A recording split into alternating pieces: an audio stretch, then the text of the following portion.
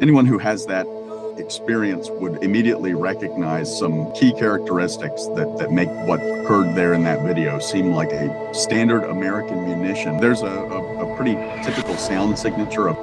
On 17th of October 2023, a bomb hit the Al-Ahli Baptist Hospital in Gaza City in the besieged Gaza Strip, causing unprecedented carnage. Gaza authorities say at least 500 people were killed in the attack and many hundreds more wounded. Both Israel and Hamas deny responsibility. The Middle East Monitor spoke to Dylan Griffith, a weapons expert and US Army veteran of the Afghanistan war, who gave us his take on the key claims made by Israel. Claim 1. Israel was not responsible for the attack.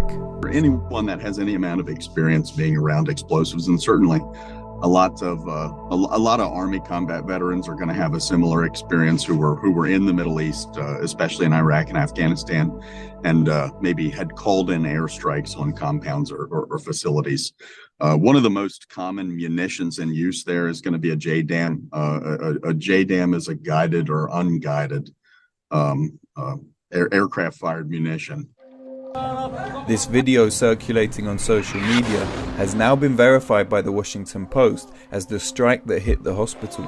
Anyone who has that experience would immediately recognize some key characteristics that make what occurred there in that video seem like a JDAM.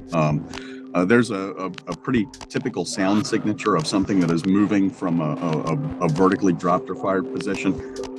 Someone had posted a video contrasting the two of a compound in Afghanistan being struck by a 1,000-pound JDAM, I think, and then this video.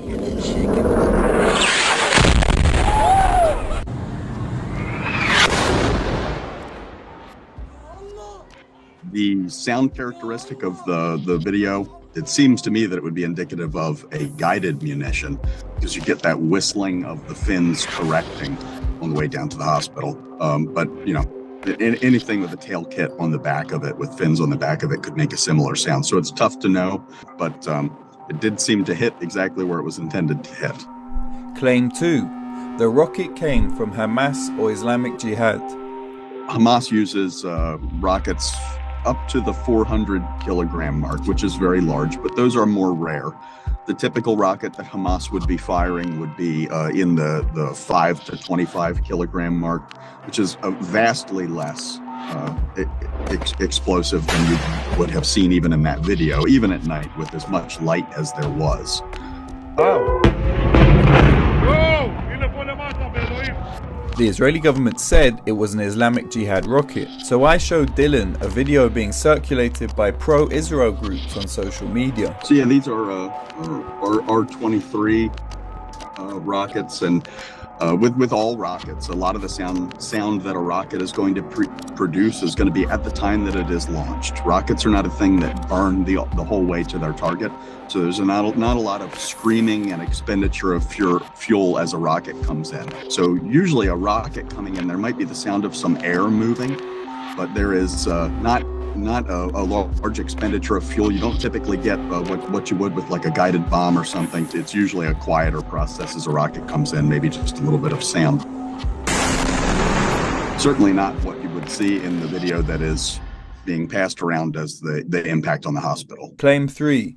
The Hamas rocket failed in the air, and that's why it landed on the hospital. Usually when a rocket fails and falls to the ground, there's a bit of an extended explosion period, because the fuel will combust over a period of time, and the explosives that are in there will ignite in a fashion that was not as intended. So not warhead first necessarily. It's a bit more of an extended type of an explosion.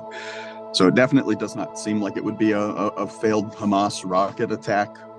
It doesn't have any of those characteristics to me, but it certainly does look like a standard American munition, the likes of which we have sent at this point thousands to Israel to be used for explicitly this kind of purpose. I have it on my account somewhere in a video of those coming into Israel off of a C-71, something like 300 to 400 2,000-pound JDAMs going into Israel. And then shortly after that video, there is an increase in the number of videos that we had seen coming out from the Gaza Strip of large penetrating bombs.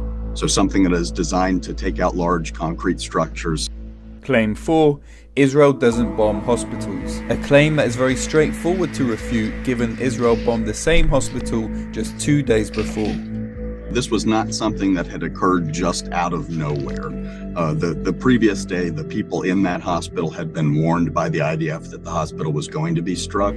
So it certainly was a plan, and it was an explicit plan. It does seem to me the IDF maybe had intended to strike this hospital, had hoped that people would have evacuated out of it before that had occurred, and when they did not, and they struck it anyway, immediately went into damage control mode. That's what it looks like to me.